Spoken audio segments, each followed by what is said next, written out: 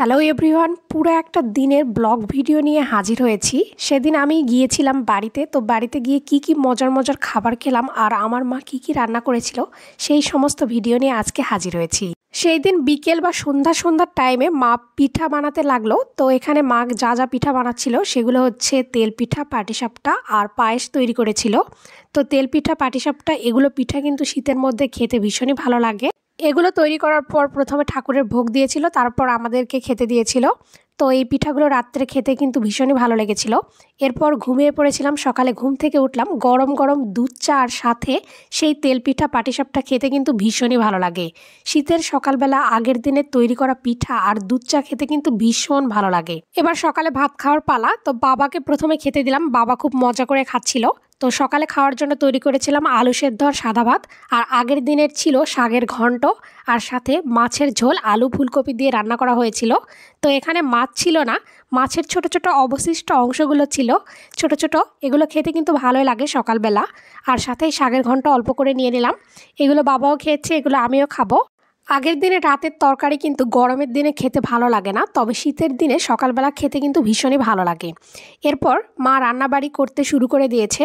এখানে মা বিভিন্ন রকমের আইটেম আজকে রান্না করবে। এখানে আলু ফুলকপি দিয়ে রুই মাছের তরকারি রান্না করেছিল, বেশ লোভনীয় লাগছিল এই তরকারিটা।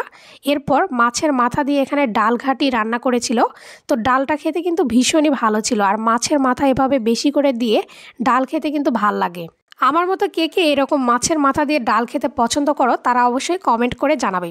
এরপর এখানে বেশ কয়েক রকমের ঘন্ট রান্না করেছিল, পাতাকপির ঘন্ট, লাল শাকের ঘন্ট, আরও বেশ কয়েক রকমের ঘন্ট এখানে রান্না করা হয়েছিল। এরপর বাবা আর ভাইকে খেতে দিয়ে দিয়েছি, তারা বসে গেছে, তারা বেশ মজা করে খাবার খাচ্ছিল। এবার আমিও খেতে বসে যাব, আর সবগুলো খাবারই খুব অল্প অল্প করে ট্রাই করে দেখব, যেহেতু মা আজ বেশ কয়েক রকমের আইটেম রান্না করেছে তাই বেশি করে খাওয়া যাবে না। প্রথমে মাছের মাথা দিয়ে ডালটা নিয়ে নিলাম, এরপর একটি পাতাকপির ঘন্ট এখানে নিয়ে নিলাম। এবার আলু ফুলকপি দিয়ে রান্না করা হয়েছিল রুই মাছ, বড় সাইজের একটা পিস আমাকে মা দিয়েছে। এবার রুই মাছটা দেখি কতটা ফ্রেশ। শীতের দিনে ফুলকপি আলু দিয়ে রুই মাছের তরকারি কিন্তু খেতে ভীষণই ভালো লাগে, আর মাছটা বেশ টাটকা ছিল। এবার মাছের ঝোল দিয়ে ভাত খাবো। মাছটা অল্প করে ভেঙে নিলাম, একটু ফুলকপি, একটু আলু। এবার ভাতটা একটু ভালো করে মাখিয়ে নিতে হবে। এবার একটু চুকায়ের ঘন্ট এখানে নিয়ে নিলাম। এবার খুব সুন্দরভাবে এই লোকমাটা খেতে কিন্তু ভীষণই ভালো লাগবে। এভাবে মাছের ঝোল খেতে দারুণ লাগে। এবার টক খাওয়ার পালা। এখানে টক তৈরি করেছিল মা, জলপাইয়ের টক। এটা গুড় দিয়ে তৈরি করেছিল।